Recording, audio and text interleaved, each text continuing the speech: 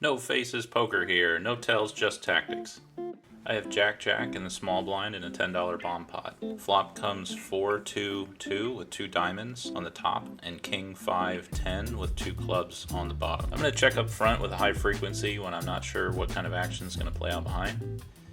Checks around to under the gun, who bets $30. Hijack calls. Cutoff raises to 100. I think in this spot it's a pretty easy fold. I only have an overpair on the top board. When a lot of money's going in from otherwise tight players, it's pretty obvious that I'm not going to win this bomb pot, so I just give it up. The run out is ace of spades, 3 of clubs. It didn't catch the last 2 cards, but it didn't really matter because the big blind showed 5-3 of diamonds for a top straight and bottom 2 pair, and the cutoff showed a flush to win the bottom board.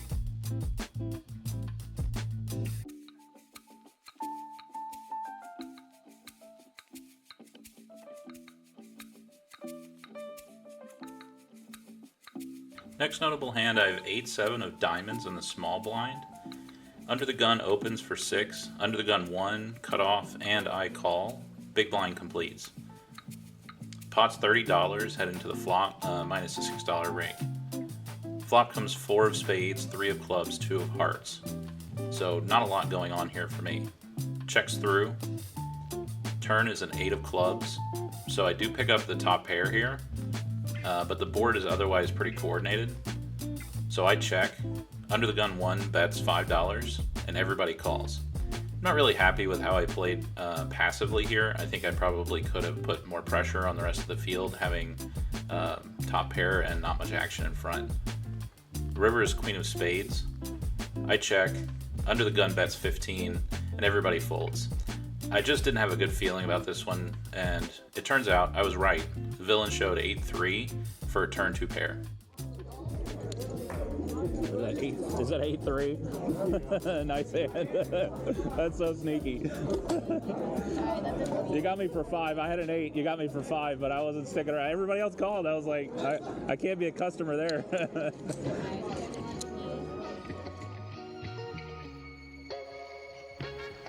Next up, we have Jack 10 off in the cutoff. Bunch of people in front limp, so I limp behind. Normally, I wouldn't over limp that much if I'm up front, but against passive players, limping in late position can be pretty profitable. Everybody else limps to the small blind, who raises to $10. Usually that's pretty strong, given that they could just complete for 2, so I have to give them credit for having a strong hand here, but everyone else calls a 10, so I'm definitely not folding Jack 10 here. Flop comes ace, queen, 6 with 2 spades.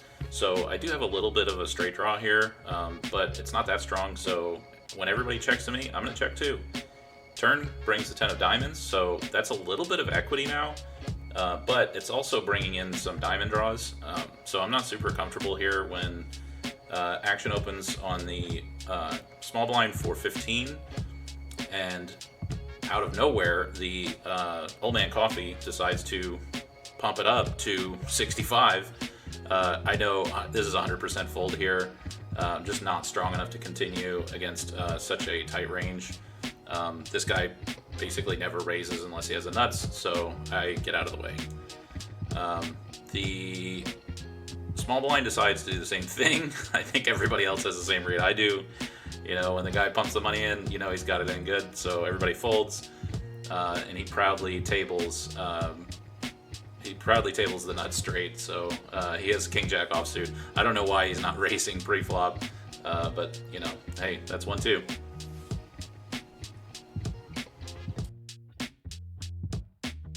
Alright, in this hand we start in the hijack with king jack offsuit, and I make it abundantly clear that I'm betting $7.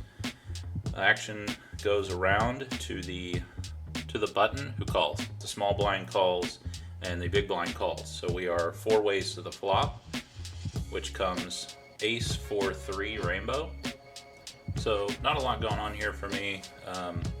So when the 2 blinds check to me, I think I'm just going to favor checking through or checking back and see what happens on the turn if the button doesn't bet, which they don't. Turn brings a nice king of hearts. So now I actually have some equity against anything other than ace. So when it checks to me again, I'm definitely going to bet out here, this time for about $15. The button calls, and we are off to the river, heads up, which brings the queen of diamonds. Now, I think this river could be a little concerning versus a Jack 10, but as played, I just don't see a lot of real strength here, and I've learned to try to go for thin value in these spots. I could see a worse king calling me, maybe even a sticky queen, possibly even something like 4-5 who missed everything. So I put in a bet at $25, and after a second, the button sticks in the call. I show him that I have a king, and he shows that he has a worse king. So my read here was dead on. And I scoop a nice, healthy $100 pot. Next hand of note, I have Queen 10 in the small blind. Middle position opens to $5. Cutoff button, call. So when it gets around to me, I think this is a pretty easy call. Big blind completes for $5. Pot's $20, going to a flop, which is 10-4-3 rainbow. Love to have top pair here with a pretty good kicker, but I'm going to check pretty much 100% when I'm out of position like this. So action checks to middle position, who c-bets for $10.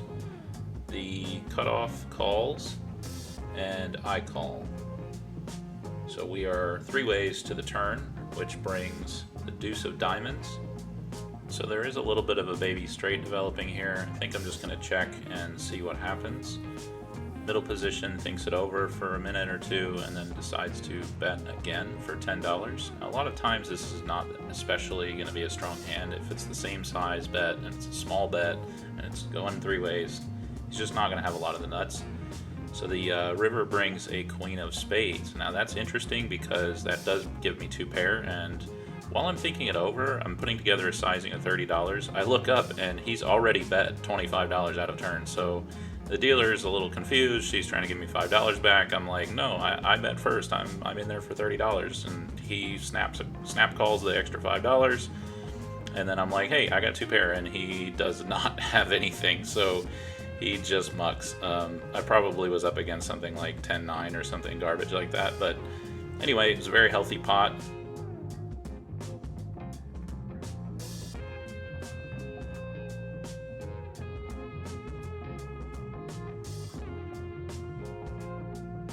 Next notable hand, we are 6-handed, and I'm in middle position. Under the gun and under the gun 1 limp, and I look down to Queen Jack of Hearts. Definitely going to open here. In retrospect, I think I opened a little too low at $10. I probably should have made it like 12 or 14 with the limps. As it is, button, big blind, and under the gun call. So we're off to a flop, which is ace-5-3 rainbow. I'm not really that strong on this flop, so when it checks to me, I'm just going to check it through and see what develops on the turn. Turn brings a 4, so that's really bad. That's going to bring a lot of straights in. Checks to me, I'm going to check again.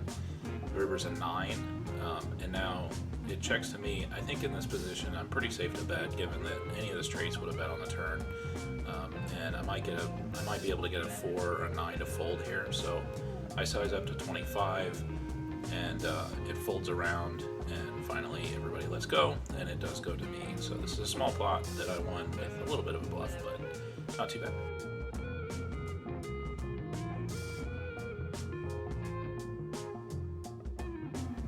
Next interesting hand, and I am under the gun with Queen Queen.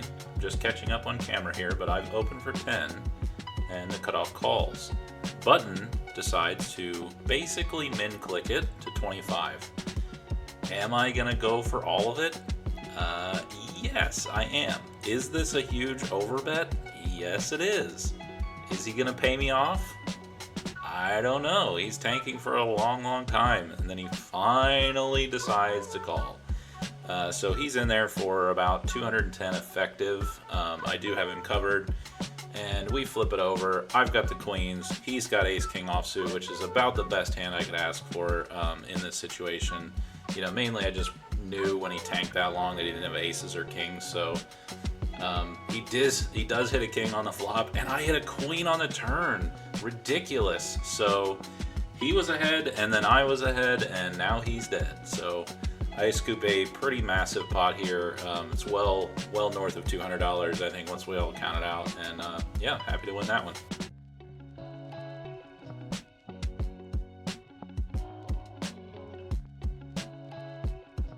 As before with the next hand, we're just catching up on the camera.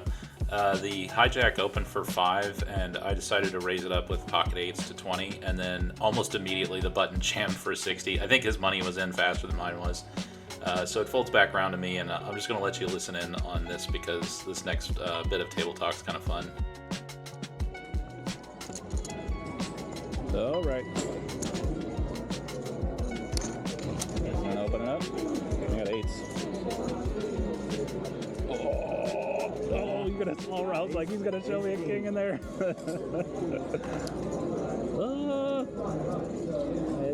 Oh, don't do that. Don't do that. Don't do that. Don't do that. I told you not to do that. Nice hand. Ace on the river. Nice hand.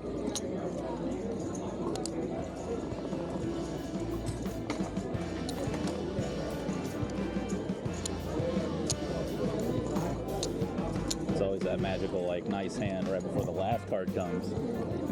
I'm gonna go shoot that guy, Barry Greenstein, Ace on the River. I gotta read that book again.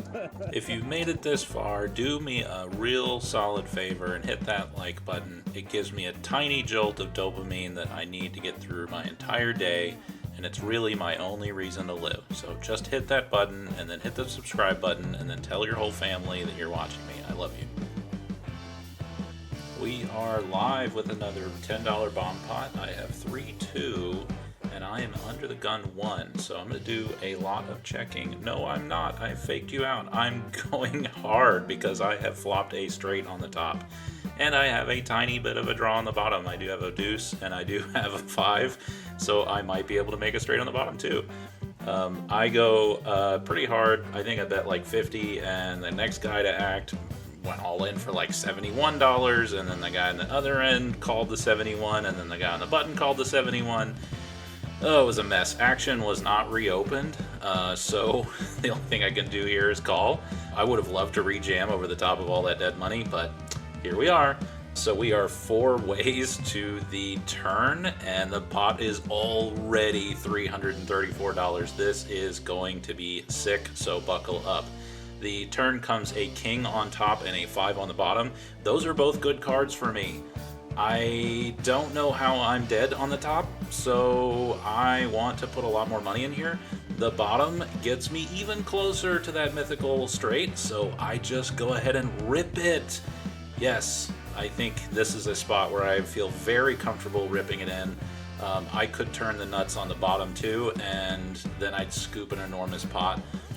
So I'm in there for a lot more than everybody else. The guy in the cutoff, he thinks for a while. He's really hamming and hemming it over, and then he finally sticks in the call. He's all in for 175. So that puts us up to $684 in this pot. And then the villain, the other guy just tank, folded in. He folded in. So we are heads up, we're locked in, and the turn, the river is a 3 on the top and a 9 on the bottom. I show that I've got the straight on the top. I'm like, what could he have here? Maybe he's got a set on the bottom or some weird garbage. I hope he has a set on the top. No, he doesn't. He's finally tables the 6 deuce. So what? He has the straight up top. He has the 6 high straight up top.